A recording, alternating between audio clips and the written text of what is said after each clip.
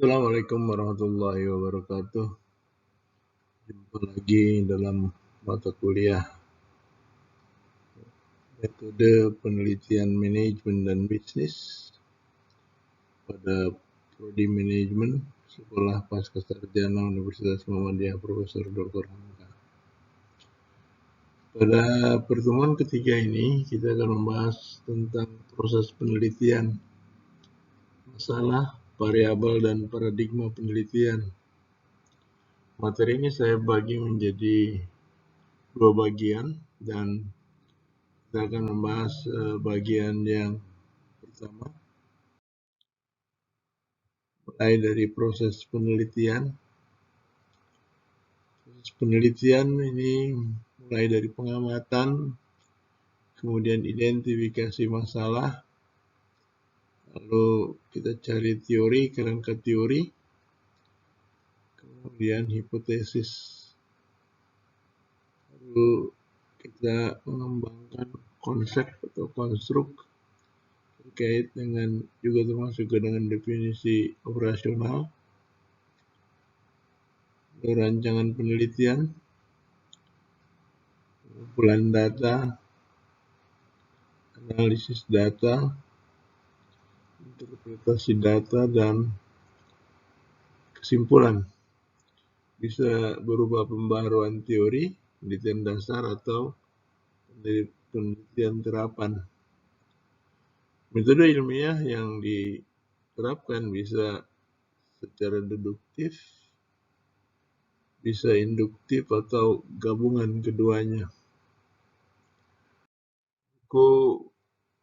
Panduan pedoman penulisan tesis dan disertasi Sekolah Pascasarjana UHAMKA itu menyajikan soal proses penelitian itu dimulai dari rumusan masalah, landasan teori, rumusan hipotesis. Nah, dari sini terbagi dua nih, penentuan populasi dan sampelnya, kemudian yang bawahnya itu pengembangan instrumen dan pengujian instrumen. Jadi sampel sudah ditentukan, instrumen sudah siap, maka data bisa dikumpulkan. Pengumpulan data, analisis data, dan kesimpulan penulisan laporan. Ya, penulisan laporan artinya penulisan tesis.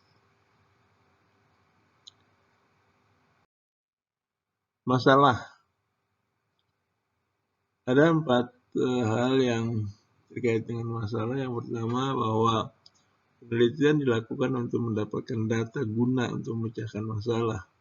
Di awal kita sudah bahas tentang definisi metode penelitian. Dan setiap penelitian selalu dimulai dari adanya masalah. Kemudian memilih masalah itu juga merupakan soal yang cukup sulit di dalam melakukan penelitian. Ada yang menyatakan bahwa one of the most difficult phase in the research is the choice of suitable problem. Sehingga menemukan masalah itu artinya 50% pekerjaan penelitian sudah diselesaikan. Sumbernya masalah itu ada 4 paling kurang. Yang pertama, karena adanya penyimpangan di antara pengalaman dan kenyataan. Terdapat penyimpangan antara apa yang direncanakan dengan apa kenyataannya. Kemudian adanya persaingan, itu memang masalah. Dan juga adanya komplain, adanya pengaduan dari masyarakat, itu juga jadi sumber masalah. Rumusan masalah. Bentuk kerumusan masalah itu, yang pertama adalah masalah deskriptif. Kemudian masalah komparatif. Yang ketiga masalah asosiatif, itu ada 3 bentuk masalah asosiatif, yaitu yang simetris, kemudian kausal, dan resiprokal. Dan yang keempat itu adalah komparatif asosiatif.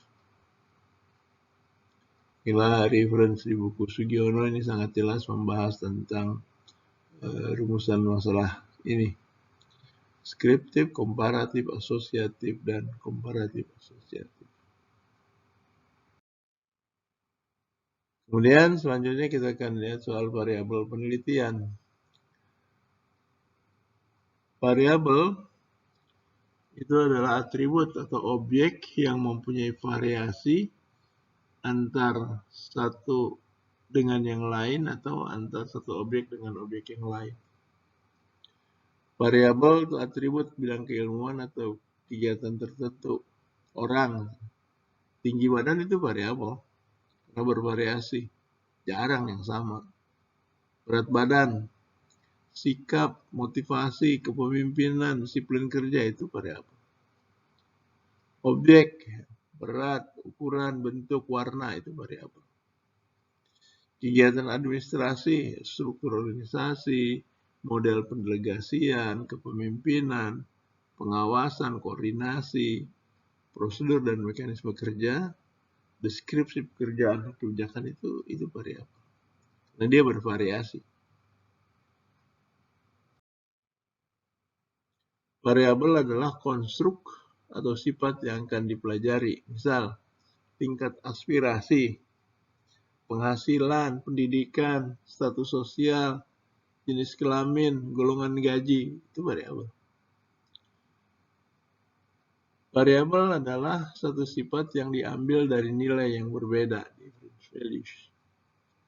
Variabel sesuatu yang bervariasi. Variabel suatu kualitas atau qualities di mana peneliti mempelajari dan menarik kesimpulan. Macam-macam variabel, ada variabel independen, variabel stimulus, prediktor, anteseden, dan yang dalam bahasa Indonesia dikenal sebagai variabel bebas. Variabel bebas adalah variabel yang mempengaruhi atau yang menjadi sebab perubahan atau timbulnya variabel terikat, variabel dependen. Variabel dependen atau variabel output, variabel kriteria atau konsekuen. Dalam bahasa Indonesia dikenal sebagai variabel terikat. Variabel terikat adalah variabel yang dipengaruhi atau menjadi akibat karena adanya variabel bebas. Contoh hubungan variabel bebas dan variabel terikat ini masuk dalam paradigma penelitian. Contoh aja.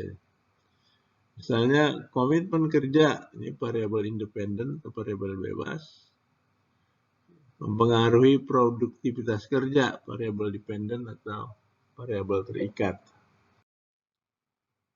Kemudian variabel moderator. Variabel yang mempengaruhi, memperkuat atau memperlemah hubungan antar variabel independen dengan variabel dependen. Disebut sebagai variabel independen kedua. Variabel intervening, variabel yang secara teori mempengaruhi hubungan yang tidak langsung, tetapi tidak dapat diamati dan diukur. Ini merupakan variabel penyela atau variabel antara yang terletak di antara variabel independen dan variabel dependen. Contoh variabel moderator, perilaku suami, ini variabel independen, variabel bebas, terhadap perilaku istri, variabel dependen, variabel terikat. Kemudian ada moderatornya di situ adalah jumlah anak. Jadi jumlah anak itu sebagai variabel moderator. Kemudian motivasi kerja misalnya sebagai variabel independen atau variabel bebas terhadap produktivitas kerja, variabel dependen atau variabel terikat. Di sini ada kepemimpinan sebagai variabel moderator. Contoh variabel intervening, penghasilan sebagai variabel independen, kemudian keluarga harmonis sebagai variabel dependen. Lalu di sini ada gaya hidup sebagai intervening variable. Nah, penghasilan dan gaya hidup itu ada budaya, lingkungan tempat tinggal sebagai variabel moderator.